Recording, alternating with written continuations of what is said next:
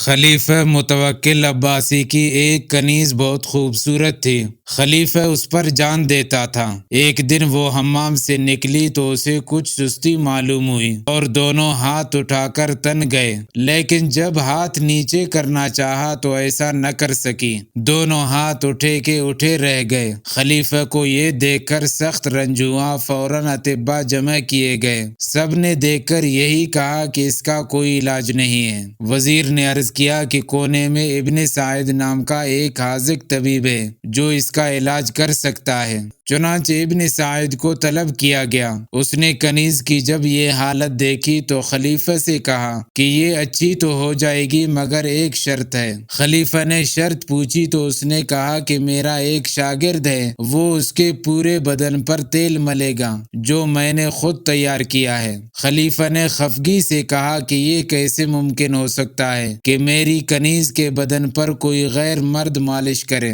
ابن سعید نے کہا کہ صرف اسی طریقے سے ہی اس کا علاج ہو سکتا ہے۔ خلیفہ کو مجبوراً یہ شرط منظور کرنا پڑی۔ ابن سعید کے حکم سے کنیز برہنہ کر دی گئی اور دفعتاً اس کے سامنے ابن سعید کا شاگرد بلایا گیا۔ کنیز نے جب اجنبی مرد کو دیکھا تو شرم سے پانی پانی ہو گئی۔ رگوں میں خون نے جوش مارا اور وہ اپنے کپڑوں کی طرف دوڑی اور جلدی سے ستر پوشی کی۔ اب اس کے ہاتھ ٹھیک ہو چکے تھے۔ خلیفہ کو بہت خوشی ہوئی۔ اس نے ابن سعید کو انعام دینے کا حکم دیا، مگر ابن سعید نے کہا کہ میں اس وقت انعام لوں گا جبکہ میرے شاگرد کو بھی انعام دیا جائے، کیونکہ اصلی انعام کا مستحق وہی ہے۔ خلیفہ کے بلانے پر شاگرد حاضر ہوا۔ اس کی لمبی داڑھی کو دیکھ کر خلیفہ کو تعجب ہوا۔ ابن سعید نے آگے بڑھ کر شاگرد کے منہ پر لگی داڑھی کو کھینچ لیا۔ داڑھی الگ ہو گئی۔ خلیفہ نے دیکھا کہ اب اس کے سامنے مرد نہیں، عورت کھڑی ہے۔ خلیفہ یہ جان کر بہت خوش ہوا کہ ابن سعید نے ایک عورت کے چہرے پر مصنوعی داڑھی لگوا کر اس کی عزت رکھی ہے اور کنیز کو اجنبی مرد کے سامنے نہیں کیا۔